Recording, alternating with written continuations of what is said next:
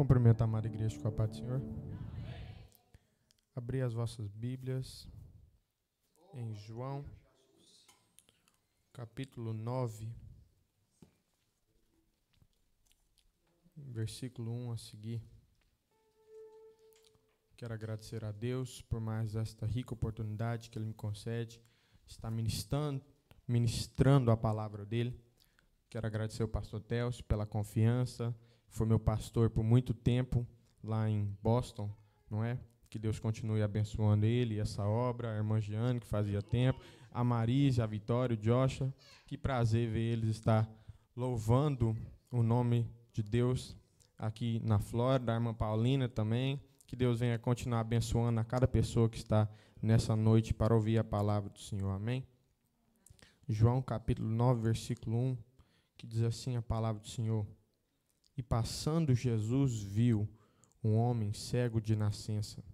E os seus discípulos lhe perguntaram, dizendo, Rabi, quem pecou, este ou seus pais, para que nascesse cego?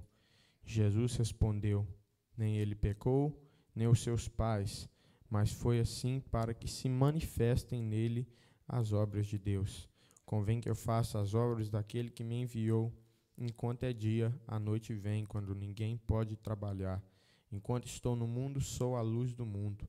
Tendo dito isso, cuspiu na terra e com a saliva fez lodo, e untou-o com o lodo os olhos do cego.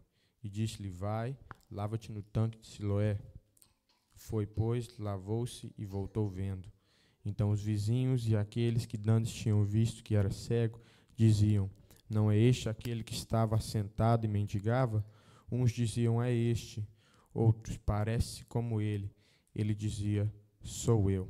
Aleluia, glória a Deus. Tomai seus assentos, adorando, louvando, bendizendo o nome daquele que vive e reina para todo sempre. Aleluia. O tema dessa campanha é Libertos para Viver em Abundância. Está inserido em João 10:10. Aleluia. Já é o 10º elo da campanha. Eu creio que os irmãos já ouviram falar muito em cima desse tema. Porém, a palavra de Deus é nova a cada manhã. E eu creio que Deus tem uma palavra para os nossos corações esta noite. Aleluia. Irmãos, o capítulo 9 de João é um capítulo único na história da Bíblia Sagrada. Por que ele é um capítulo único? Porque o evangelista João foi o único, fora dos 4 evangelistas, que foi inspirado pelo Espírito Santo para contar a história desse cego, para contar, relatar esse milagre que Jesus fez na vida desse homem. Somente João, fora dos 4 evangelistas, que vai escrever sobre a história desse cego, sobre esse acontecimento. E quando eu paro para olhar na vida desse homem, eu vejo que esse homem, esse cego, nós não sabemos o nome dele, a Bíblia não relata, esse cego viveu 3 fases na sua vida. Ele viveu cativo, ele viveu liberto e ele viveu em abundância. 3 fases que quando eu paro para olhar a vida desse cego, eu vejo que ele viveu essas 3 fases. Aleluia, obrigado, irmão. O que eu acho interessante no versículo 1, a Bíblia vai dizer, e passando Jesus viu. Não vai dizer que esse homem chamou a atenção de Jesus. A Bíblia vai dizer que Jesus viu. Passando Jesus viu um homem cego de nascença. Foi diferente da história de Bartimeu, que Bartimeu gritou para chamar a atenção de Jesus. Jesus, filho de Davi, tenha misericórdia de mim. Aqui foi diferente, que a Bíblia diz que Jesus viu ele. Jesus viu ele. Esse homem, ele vivia acorrentado, ele vivia aprisionado, ele vivia uma vida dependente, vivia uma vida miserável. Ele era cego.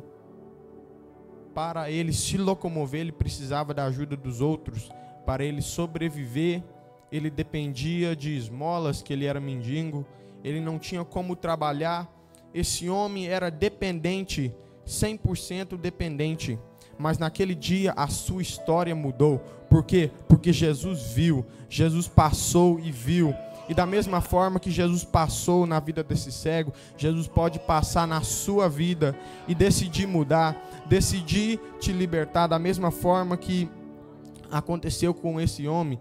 Depois daquele dia, a sua vida nunca mais foi a mesma. Depois daquele dia, depois que ele teve um encontro com Jesus, a sua vida mudou para o melhor, porque depois que uma pessoa encontra com Jesus, não tem como andar para trás. Depois que uma pessoa encontra com Jesus, Jesus sempre opera o milagre na vida dela. Aleluia, glória a Deus.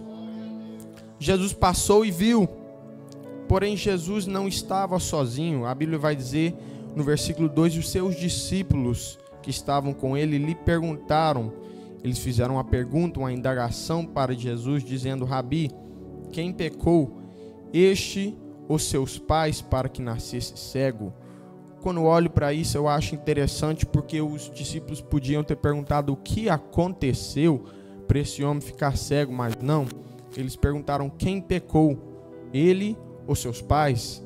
Eles deram duas opções para Jesus, opção A e opção B, porque naquela época isso era uma crença que os judeus tinham, que deficiência, enfermidade, misereza, dependência podia ser atributado ao pecado. E foi isso que os discípulos acreditaram, por isso que eles fizeram aquela pergunta para Jesus. Eu vejo que os discípulos usaram a situação desse homem para fazer uma pergunta. Eles usaram essa oportunidade para tirar uma dúvida, mas perderam a grande oportunidade de ter o seu nome escrito na Bíblia Sagrada como as pessoas que intercederam pelaquele homem, as pessoas que rogaram a Jesus, dizendo: Jesus, cura esse homem, Jesus, muda a situação dele, Jesus, cura os olhos dele, traz a visão dele de volta. Esse homem, ele era cego de nascença, ele nunca tinha abrido os seus olhos. Desde o ventre da sua mãe, esse homem era cego, nunca teve a oportunidade de ver a luz do dia, nunca teve a oportunidade de ver o rosto dos seus pais, nunca teve a oportunidade de contemplar a natureza. E os discípulos aqui perderam uma grande oportunidade de interceder por ele. Deixa eu falar aqui, irmãos, esses discípulos fizeram igual os amigos de Jó, que quando nós vemos, Jó era rico, perdeu tudo, e os seus amigos atribuíram a sua misereza ao pecado. Eu não vou falar aqui que certas situações que você está não pode ser atribuída ao pecado, porque realmente pode, porque é a lei da semeadura. Você plantar, você vai colher, é assim que funciona. Porém, tem certas pessoas que fazem igual os discípulos. Eles veem a situação em qual você está e automaticamente atribui a sua situação ao pecado. Mas não é assim que Jesus pensa, porque Jesus diz no versículo 3: nem ele pecou, nem seus pais, mas foi assim para que se manifestem nele as obras de Deus, para que o nome de Deus fosse glorificado através da vida desse homem. Talvez você pode estar em certas situações que as pessoas olhem e veem: ali é um pecador, ali não vale nada, ali é alguém que simplesmente está nessa posição por causa da sua própria culpa. Mas deixa eu te falar o que Jesus diz. Jesus não acha assim, Jesus não pensa assim. Ele diz que você está nessa situação para que o nome de Deus possa ser glorificado na sua vida, para que as obras de Deus possam se manifestar na sua vida, meu irmão e minha irmã. Aleluia, glória a Deus. E eu vejo no versículo 6, Jesus vai fazer algo que ele nunca fez. Jesus faz algo que nós não vemos na história da Bíblia, ele fazer isso de novo. A Bíblia vai dizer: tendo dito isso, cuspiu na terra e com a saliva fez lodo e untou com o lodo os olhos do cego. Nós não vemos Jesus fazer isso na Bíblia. Nós sabemos que Jesus é poderoso, Jesus tem todo o poder. Ele podia simplesmente falar: abre os seus olhos, e aquele cego enxergaria. Ele podia simplesmente dar uma palavra e os olhos daquele cego se abririam, aquele cego poderia enxergar. Mas eu vejo aqui que Jesus trabalha de multiformas. Jesus trabalha de formas diferentes. Às vezes você está em certa situação, você está pensando, por que Jesus não está fazendo? Por que Jesus não está agindo? Que nós estamos esperando Jesus agir de uma maneira, quando na verdade Ele está agindo de outra forma. Mas nós precisamos confiar que Jesus tem o melhor para nós. Nós precisamos confiar que Jesus, toda vez que Ele entra na história, Ele muda. Toda vez que Jesus entra na cena, Ele muda. Quando Jesus passa, Ele não deixa nada em branco. Aleluia, glória a Deus. E eu vejo aqui que do versículo 1 ao versículo 6, nós vamos ver o agir do céu. Nós vamos ver Jesus agindo, o céu operando em prol da vida desse homem. Mas daí no versículo 7, eu vejo, e Jesus disse-lhe, Jesus deu uma ordem para esse homem. Jesus disse, vai, lava-te, e não era em qualquer lugar não, era no tanque de Siloé. Jesus deu uma ordem para esse homem.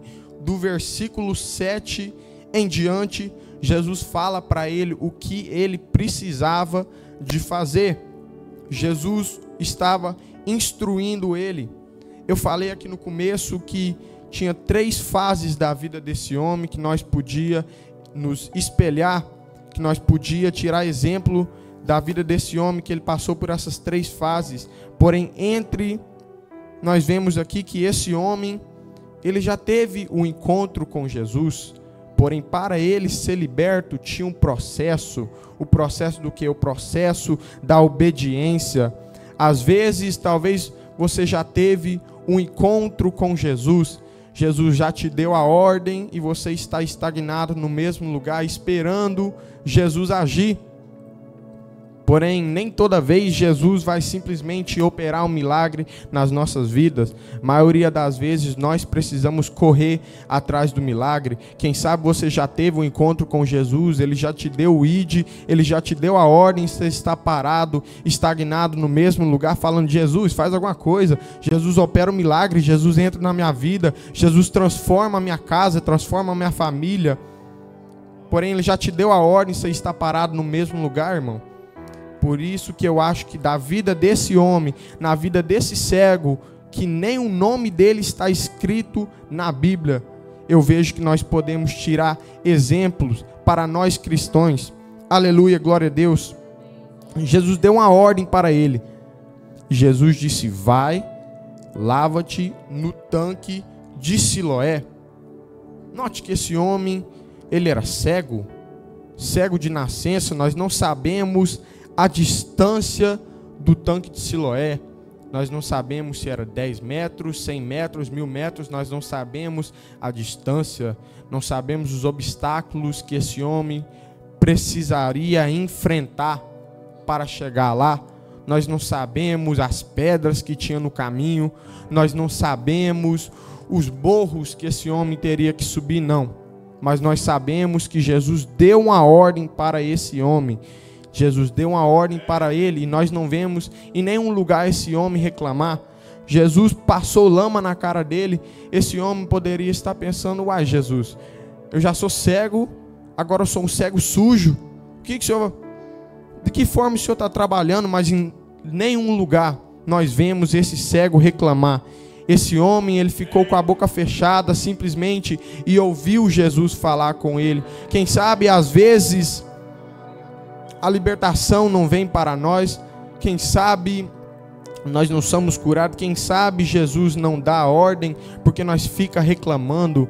Quem sabe Jesus não dá a ordem porque em cada situação, cada instância, cada coisa que Ele fala, nós reclamamos, não, Jesus, eu tenho que ir lá, eu tenho que ir me lavar, o Senhor que passou lama na minha cara, agora o Senhor quer que eu caminho para esse tanque que eu nem sei aonde é.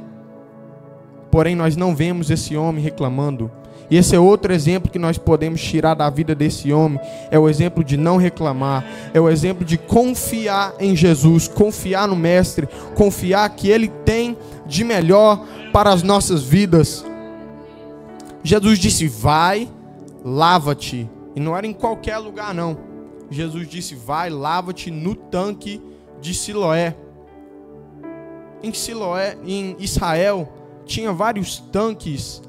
Imagina se esse homem, primeiro, imagina se ele começasse a andar, começasse a ir, tropeçasse uma vez, tropeçasse duas vezes e falava: ah, não, para que eu vou lá no tanque de Siloé? Eu não preciso disso daí não. Ele parasse no meio do caminho, ele não tinha recebido o seu milagre. Se ele fosse e falasse: o tanque de Siloé é longe demais, deixa eu ir em qualquer tanquezinho aí, limpar minha cara, eu estou de boa. Escutar o que Jesus está falando, não. Porém, Jesus deu uma ordem para esse homem. Jesus falou para ele ir e se lavar. E ele foi. E olha o que aconteceu. Foi, pois, e lavou-se. E voltou vendo. Aleluia, glória a Deus. E voltou vendo. Ele teve um encontro com Jesus. Naquele dia, a sua vida mudou. Naquele dia a sua história mudou. Nós não sabemos quantos anos ele viveu cego, mas nós sabemos do dia em diante que ele se encontrou com Jesus, a sua vida mudou para sempre. Agora ele podia enxergar. Nós não sabemos se ele chegou no tanque de Siloé, talvez tropeçando. Nós não sabemos se ele foi andando de bengala, mas nós sabemos que esse homem voltou correndo. Esse homem voltou quase voando até, de tão feliz que esse homem estava. Imagina, você estivesse na posição qual ele estava. Você nunca teve a oportunidade de ver nada. A sua vida era em escuridão. Você estava aprisionado. Às vezes nós pensamos: esse homem não estava aprisionado, ele estava livre. Mas aprisionamento, o cativeiro, o acorrentamento é tudo que previne nós de viver uma vida abundante. Tudo que previne nós de viver liberto é o cativeiro. Tudo que previne nós de viver uma vida de liberdade, uma vida na presença de Jesus, é o cativeiro, é um acorrentamento. E esse homem, ele voltou vendo. Imagina a felicidade que esse homem estava.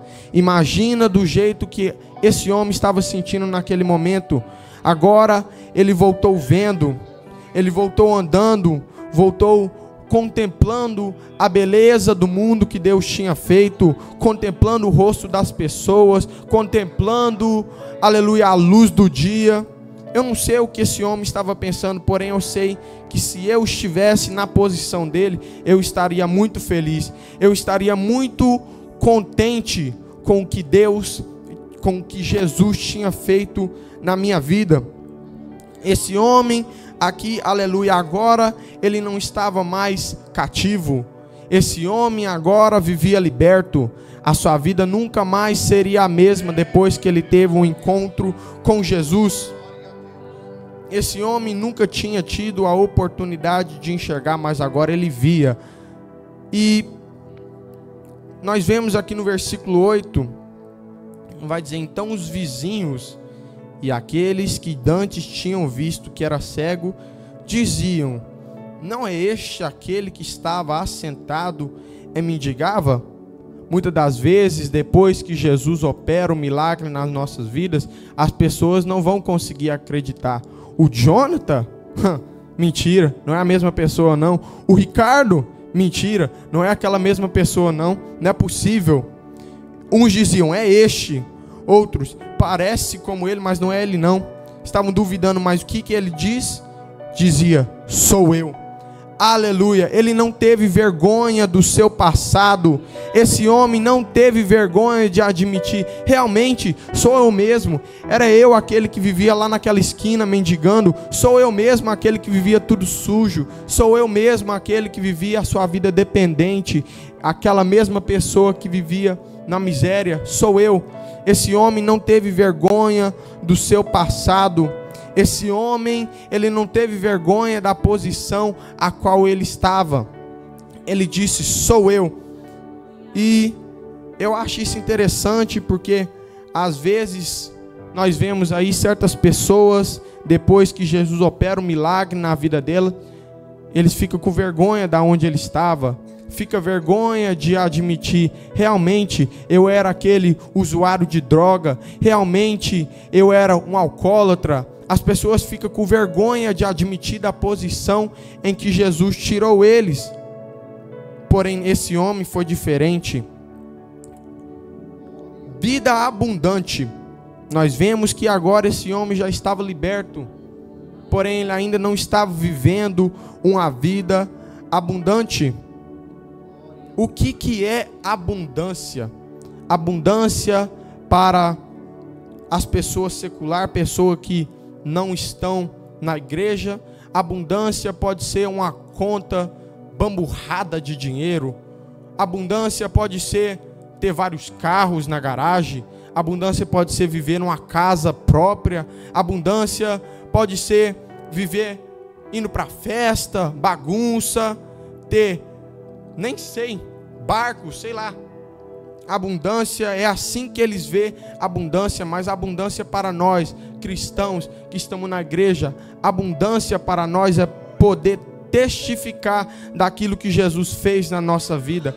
Realmente, isso é o que é a abundância para nós cristãos. Esse homem aqui, ele estava liberto, e agora ele estava vivendo liberto e uma vida abundante. Versículo 10, diziam-lhe, pois, como se abriu os teus olhos? Respondendo, ele disse, um homem chamado Jesus fez lodo, passou nos meus olhos e disse-me, vai ao tanque de Siloé, lava-te. Então fui, lavei-me e vi. Aleluia, glória a Deus. Tem muitas pessoas que, quando Jesus opera um milagre, ele não quer admitir que foi Jesus, acha que fez tudo pelo seu próprio braço. Não, eu fiz, foi por causa de mim, fui eu que me tirei daquela posição. Não, esse homem atribuiu toda a glória para Jesus, atribuiu toda a glória para Jesus, e isso é um outro exemplo que eu vejo que nós podemos tirar da vida desse homem, é atribuir toda a honra, toda a glória a Jesus. Tem pessoas que são soberbos, que pensam, não, fui eu que fiz isso, eu que me tirei daquela posição, eu estou livre agora, hoje eu estou numa posição diferente, hoje eu não estou mais usando droga, foi por causa que eu me tirei daquela posição. Mas nós sempre precisamos de lembrar, atribuir toda a honra, toda a glória a Jesus, que Ele merece toda a glória. Sem Ele nós não somos nada, sem Ele nada podemos fazer. Se Jesus não tivesse dado a ordem para aquele homem, ele estaria no mesmo lugar, ele estaria todo dia dependendo das mesmas pessoas para levar a ele, para pedir esmolas das mesmas pessoas. Porém, esse homem atribuiu toda a honra, toda a glória a Jesus. E isso que eu vejo que é importante na vida desse homem. Porém, não foi só uma vez que ele atribuiu toda a honra e toda a glória a Jesus. Não foi só uma vez que ele testificou daquilo que Jesus fez na vida dele. Mais uma vez, no versículo 15, tornaram, pois, também os fariseus, a perguntar-lhe como vira. E ele disse, pôs-me lodo sobre os olhos, lavei-me e vejo. Então não foi só uma instância que esse homem testificou daquilo que Jesus fez na vida dele. Nós vemos que esse homem realmente estava vivendo uma vida abundante, que não foi nem só uma, nem só duas, nem só três, mas foi várias vezes que este homem dizia, não, eu não fiz nada, foi Jesus quem me curou. Aleluia, glória a Deus. No versículo 17, tornaram, pois, a dizer ao cego, tu que dizes daquele que te abriu os olhos? E ele respondeu que é profeta. Então, em várias instâncias que nós vemos esse homem testificando daquilo que Jesus fez na vida dele. Eu acho que isso é importante, que nós precisamos fazer, testificar daquilo que Jesus fez na nossa vida, para que outras pessoas também possam ser impactados, para que outras pessoas também possam ver que Jesus realmente opera milagre, que Jesus realmente salva a vida, que Jesus realmente faz o oposto do diabo, que no capítulo 10, versículo 10, onde está inserido o tema, nós vamos ver, o ladrão não vem senão a roubar, matar e destruir. O ladrão aqui é o diabo, mas Jesus faz diferente. Jesus não mata, nem rouba, nem destrói. Jesus dá vida, e vida com abundância. Aleluia, glória a Deus. Versículo 24, que os fariseus estão interrogando ele ali, querendo achar algo de errado para eles poder aprisionar Jesus. Chamaram, pois, pela segunda vez o homem que tinha sido cego e disseram-lhe: dá glória a Deus, nós sabemos que esse homem é pecador. Respondeu ele, pois, e disse: se é pecador, não sei. Uma coisa eu sei, que havendo eu sido cego, agora vejo. Em tudo nós precisamos atribuir a glória a Deus. Em tudo nós precisamos testificar daquilo que Jesus fez na nossa vida. Somente assim que nós podemos viver uma vida abundante. Daí nós vemos que depois disso, a Bíblia vai dizer que os fariseus expulsaram esse homem da sinagoga, eles expulsaram ele do seu convívio. Versículo 35, Jesus ouviu que o tinham expulsado e encontrando-o disse: crês tu no Filho de Deus? Esse homem, ele foi um homem muito sortudo. Por quê? Por que você fala isso? Porque ele teve um encontro com Jesus 2 vezes no mesmo dia. 2 vezes nós vamos ver que Jesus foi ao encontro dele. Disse-lhe: crês tu no Filho de Deus? Ele respondendo disse: uai, Senhor, quem que é esse? Eu não sei de quem você está falando. Jesus disse: é eu que falo contigo. E ele disse: creio, Senhor. E o adorou. Aleluia, glória a Deus. Eu vejo que esse homem viveu uma vida abundante. Esse homem, ele creu e ele foi. E o que eu acho interessante é que Jesus, nós não vemos Jesus garantindo, falando: se você for, você vai ser curado. Foi diferente de Naamã, que nós vemos que com Naamã, Eliseu disse: vai, mergulha 7 vezes e você vai ser curado. E mesmo assim Naamã não queria ir. Mesmo assim Naamã não estava querendo obedecer à voz do profeta. Somente ele só foi por causa de um dos servos dele que disse: Senhor, se fosse uma coisa grande, tu não faria? Se fosse uma coisa grande, você não faria? E daí ele foi, e ele foi curado. Porém esse homem, nós não vemos Jesus garantindo para ele, se ele fosse, ele seria curado. Mas ele foi, e ele foi curado. Eu vejo que é importante nós termos fé em Jesus e crer que ele sabe o que é melhor para nós, e o nome de Deus será glorificado nas nossas vidas. Aleluia. Se coloca de pé, meus irmãos. Esse homem, ele viveu a sua vida mendigando, viveu a sua vida em pobreza. Mas mesmo que nós possamos viver, talvez passar por dificuldades nessa terra, mesmo que nós não temos vários carros na garagem, mesmo que a nossa conta não esteja lotada de dinheiro, mesmo que nós sofremos nessa vida, nós precisamos saber, se nós passarmos esta vida aqui com Jesus, nós também passaremos juntamente com Ele na eternidade. Igual Lázaro e o rico, nós vemos que Lázaro, ele passou a sua vida aqui na terra, uma vida sofrida. Nós vemos, a Bíblia dizia que até os cachorros lambiam as feridas dele. E tinha o rico, que todo dia andava em roupas caras, roupas de linho fino. Ele passava e no final ele nem teve dinheiro para comprar uma gota de água para mergulhar a língua dele, para refrescar a língua dele. Por quê? Porque ele estava no inferno. Ele viveu uma vida nessa terra, até que viveu uma vida boa, viveu uma vida em abundância, viveu uma vida luxuosa, mas no final isso não valeu para nada, porque a Bíblia diz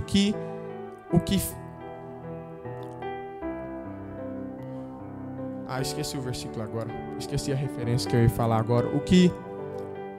O que adianta o homem ganhar o mundo inteiro e perder a sua alma? Obrigado, irmã Jane.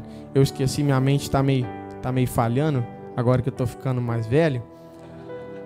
mas que Deus possa continuar abençoando a cada pessoa ricamente, poderosamente, e que o nome de Deus venha a ser glorificado na minha e na sua vida, e que nós possamos saber que viver em abundância com Jesus é melhor.